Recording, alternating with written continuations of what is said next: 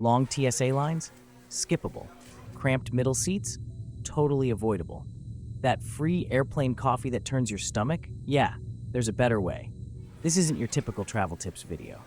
These are the real deal flight hacks you only learn after getting burned by surprise baggage fees, overpacking regrets, or sweating through 33B while wondering why you didn't book smarter.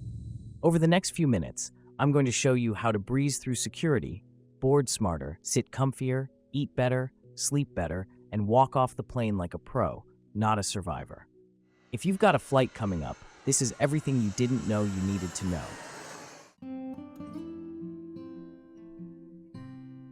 You don't have to suffer through packed terminals and chaotic TSA lines if you know when to fly. Most people pick the worst times without realizing it. Monday mornings, Friday afternoons, holiday weekends. That's when everyone's flying, which means longer lines, full parking garages, and that frenzied, stressed-out airport energy. But not every hour at the airport is a war zone. The trick? Timing. Midweek flights, especially Tuesdays through Thursdays, are often quieter. Same goes for midday departures or red-eyes after 9 p.m. Avoid the day before Thanksgiving or the Sunday after. It's peak stress. And that gap between Christmas and New Year's? Basically a people's zoo with luggage. If your schedule's flexible, use it. Flying during off-peak hours means shorter lines, faster check-in, and often empty seats. You might even score an entire row to yourself, no upgrade required. It's not a travel hack, it's just smart planning, and it makes the whole airport experience smoother, calmer, even kind of pleasant. If you have a choice, fly early, like set an alarm for 4 a.m. early. Morning flights are more likely to take off on time. Why? Because delays stack up throughout the day. One late arrival turns into 4 late departures. By evening, it's a domino mess. But early flights? The plane's usually already parked at the gate, the crew's fresh, and the system hasn't had a chance to fall behind. And bonus tip, morning air is usually smoother, less turbulence. So if bumps make you nervous, flying before noon can mean a much calmer ride. I always book the earliest flight if I'm flying from home. A buddy who works for an airline once told me it's the closest thing to a guaranteed on-time flight. And honestly, he wasn't wrong. Yeah, you'll have to wake up early, but in exchange, a smoother flight, fewer delays, and your whole day still ahead of you. Worth it. Just one heads up, if you're not flying from home, staying at a hotel for a 6 a.m. flight might cost more than it's worth. But if you're nearby or bunking with family, go for it.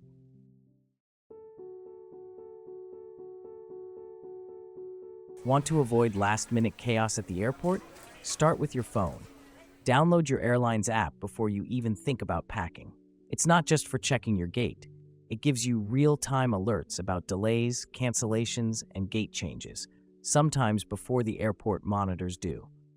You can rebook flights with one tap, chat with support, track your checked bags, and access your mobile boarding pass, all in one place.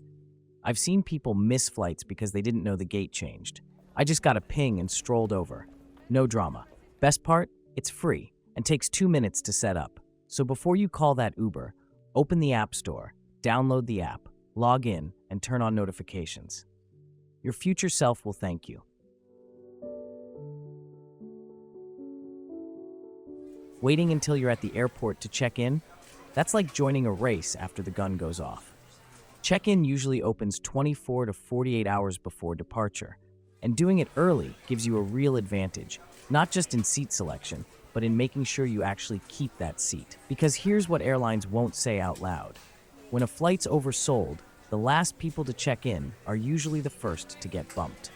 That digital timestamp, it matters more than you think.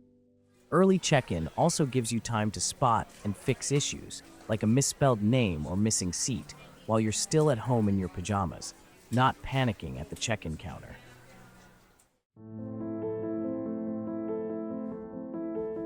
You're tired, you've barely slept, and that flight attendant rolls by with a cart full of hot drinks.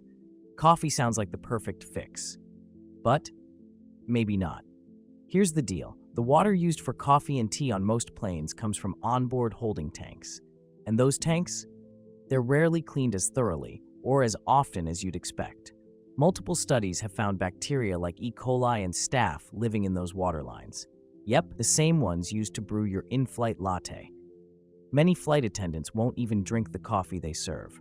That alone should tell you something. And here's what really got me. I once asked a retired commercial pilot what he avoids as a passenger. I expected something like, never check a bag or don't sit near the lav. Instead, he just said, never drink water from the sink and never touch the coffee or tea, ever. He told me crews sometimes call those onboard tanks biofilm tanks. I didn't ask what that meant. I didn't want to know. Since then, I stick to bottled water, and I treat that sink like a museum exhibit. Look, don't touch. It's a tiny change, but one that might save you from a very uncomfortable landing.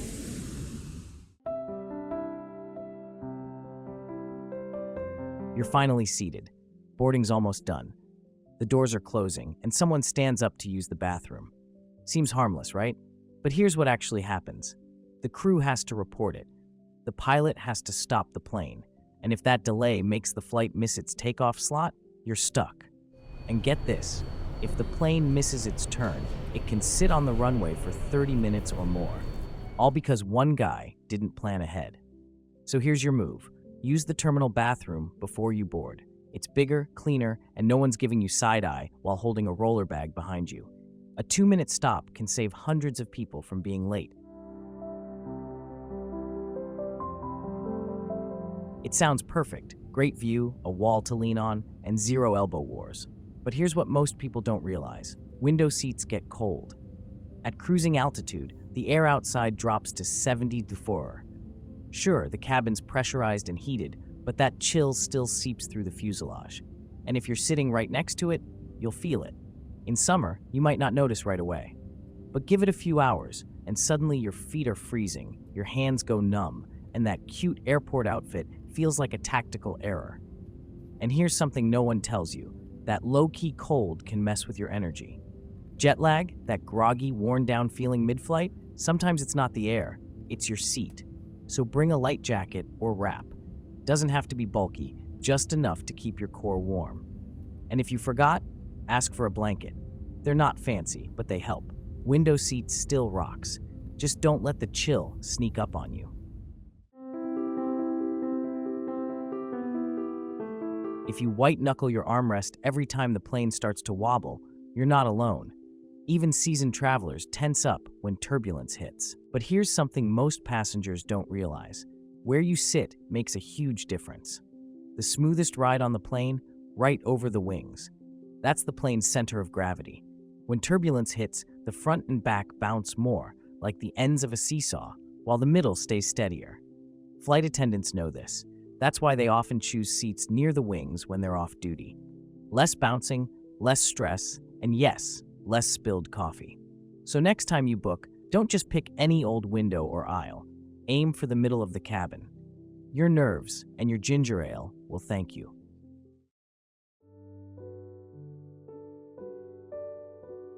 Everyone scrambles for the front. Faster exit, closer to the door, maybe even a little more important feeling. But if what you really want is better service, head for the back. Why? Because flight attendants start from the front. By the time they reach row 30-something, the pressure's gone. Fewer passengers watching, less rush, more wiggle room for kindness. That's when magic can happen. An extra cookie, a second drink, a blanket, and a wink. True story, I once got all three in row 37. It's not guaranteed. But back row flyers know, when the cart slows down, the generosity picks up. Yeah, you'll deplane last. But if the flight itself is more relaxed, better fed, and a little flirtier, that's a trade I'll take every time. Not all plane seats are created equal. Some don't recline. Some are too close to the bathroom. Some look fine on the map, but come with zero underseat storage. So don't just click randomly when it's time to pick your spot. Use tools like Aero LOPA or Expert Flyer, or even your airline's app. They often show seat reviews or warnings like limited legroom or misaligned window. I once picked what looked like a perfect window seat, only to find out it didn't have a window, just a wall.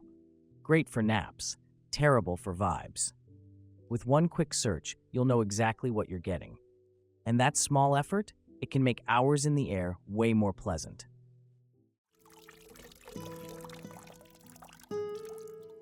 Paying $5 for a tiny bottle of water at the airport feels like a scam. And honestly, it kinda is.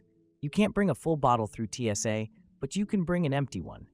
And once you're through, most major airports now have water refill stations, usually tucked near restrooms or hidden in plain sight by the gates. Seattle, refill stations everywhere. SFO, nearly every terminal has them. Even smaller airports are catching on. Just fill up, screw the cap, and stay hydrated without getting ripped off at the newsstand. And on a long-haul flight, that bottle becomes your VIP. No waiting 2 hours for a mini cup, no begging for a refill, just real hydration on your terms. Tiny habit, big payoff. Bring the bottle.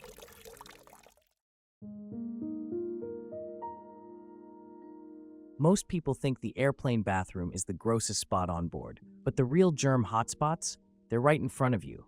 Tray tables, seat back pockets, and armrests.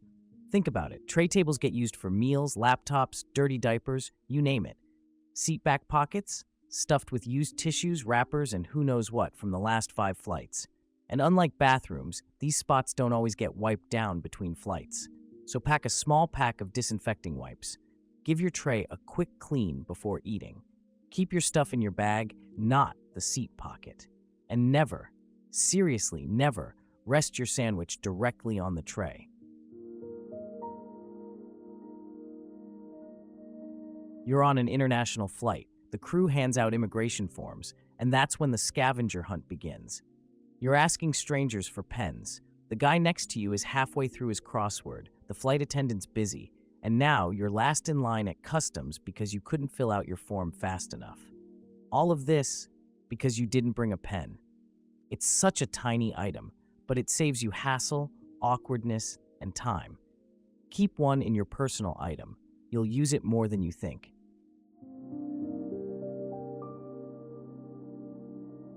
It sounds strange, but flying can actually damage your skin more than lying on a beach. Here's why. At 30,000 feet, you're above most of the Earth's protective atmosphere. That means stronger UV exposure, especially if you're in a window seat, soaking in that free natural light. One study found that pilots flying for just 1 hour at cruising altitude get the same UV exposure as spending 20 minutes in a tanning bed. Another study showed airline crew have up to 10 times the risk of melanoma compared to the general population. And guess what? You're in the same plane, same altitude, same sunlight. If you're on a long-haul flight, especially near the window, you're sitting in that light for hours, so don't skip this step. Before your next flight, apply sunscreen, especially on your face, neck, and hands. A lightweight SPF 30 or higher will do the job without making you feel greasy. It's the kind of protection that takes 10 seconds, but lasts long after you land.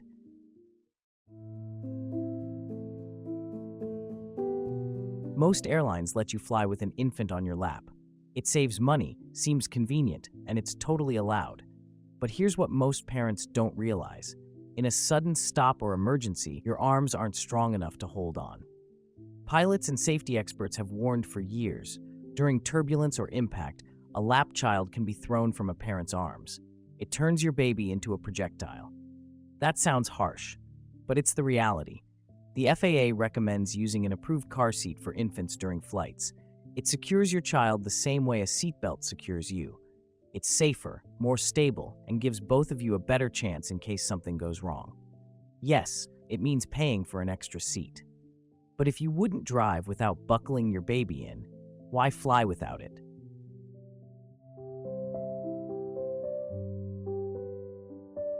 Tired of the same dry chicken or mushy pasta at 35,000 feet? Here's a trick most travelers never think to use. Order a special meal. When you book your ticket or check in online, airlines usually let you choose from options like vegetarian, kosher, gluten-free, seafood, or low sodium. And no, you don't need a medical reason. Anyone can request one. What's the catch? There isn't one. In fact, these meals are often fresher, better prepared, and served before everyone else. That means you eat earlier, get more attention from the crew, and sometimes, depending on the airline, you even get different packaging or upgraded sides. It's a small click, but a big upgrade. No extra charge, no hassle, just better food and less waiting. So next time, skip the mystery meat, go custom. You're stuck on an overnight layover. It's 2 a.m. Your body's begging for sleep, but every seat is cold, metal, and has armrests made to torture. Here's what most people don't know. Many airports have quiet zones made just for this. No big signs, no loud announcements, but they're there, hidden in corners, behind frosted glass, or tucked near lesser-used gates. Some even have reclining loungers, soft lighting, or nap pods that feel like something out of a sci-fi movie. They're clean, quiet, and best of all, free. Before your trip, search online, airport name plus sleep spots or quiet zone. You'll often find forums or travel blogs showing exactly where to go. It's one of the best-kept travel secrets, and when you find it, you'll feel like you've unlocked a level only frequent flyers know. So next time you're stuck between flights, don't drag yourself through the terminal half asleep. Just find your spot, stretch out, and actually rest. Just landed in a new country and trying to avoid $10 a day roaming fees? Some airports, like Singapore Changi, Dubai, and Seoul Incheon, offer free SIM cards for arriving tourists, often with a bit of data and local minutes preloaded. No kiosk hunting, no pressure to pick a plan on the spot, just a starter SIM you can swap out later once you're settled. Even better, it gets you online right away, so you can order a ride, find your hotel, or message your Airbnb host without panicking about the Wi-Fi password. Check the airport's official website before your flight, or ask at the information desk once you land. It's a small perk that makes a huge difference. Your bags are heavy, your shoulders are done. You reach for a cart, only to find out it costs $5. But here's the good news. Depending on where you land, you might not have to pay a cent. Airports like Dubai, Singapore, and Seoul Incheon offer luggage carts for free. No credit card swipe, no coin slot, just grab and go. I once dodged a $5 fee in Dubai and saved myself from what would have been a very cranky 200-meter walk to immigration. My back still thanks me. Meanwhile, airports like LAX or JFK expect to pay, unless you score one of those stray carts someone ditched near the escalator. So before you pay, look around. Some terminals even mix paid and free zones. Walk 30 feet, save your shoulders and your money. Tiny win, big relief, especially after a 14-hour flight.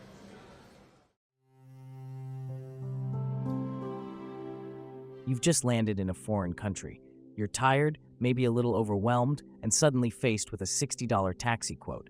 But here's the trick. Some airports actually offer free transportation into the city center. Yep, totally free, no catch. Cities like Zurich, Hong Kong, and certain airports in Scandinavia or Asia provide shuttle buses or metro cards for arriving international travelers. No first-class lounge access required. Sometimes all you need is your boarding pass. Before your trip, just Google airport name plus free transportation or check the airport's website. You might be surprised how many places quietly offer this and never advertise it. That dreaded 8-hour layover? It doesn't have to be a wasted day. At airports like Singapore, Istanbul, Doha, and Seoul, you can sign up for a free transit tour, no visa needed in many cases. You hop on a bus, hit the city's best landmarks, maybe even grab a bite, and get back to the airport in time for your next flight. These tours are run by the airport itself, often in partnership with local tourism boards. Just show your boarding pass, sign up at the tour desk, and go explore. You'll come home with more than just duty-free receipts. You'll have stories. By now, you know the truth. A smoother, smarter, more comfortable flight doesn't require elite status or extra fees. It just takes knowing what most travelers don't, like when to fly, where to sit, what to bring, and how to avoid those rookie mistakes that turn a simple trip into a travel meltdown. These aren't hacks, they're habits. And once you start using them, you'll never fly the same way again. You'll arrive calmer, more in control, and maybe even a little smug in the best way possible. If even one of these tips made you go, "Wait, why didn't I know that?" Hit that like button. Share this with a friend who always overpacks and somehow still forgets their charger. And drop your favorite travel tip in the comments, because the best advice always comes from fellow travelers. We've got more no-nonsense travel guides coming soon, so hit subscribe and let's make your next flight your smoothest yet. Until then, safe travels, full batteries, empty middle seats, and flights that actually leave on time.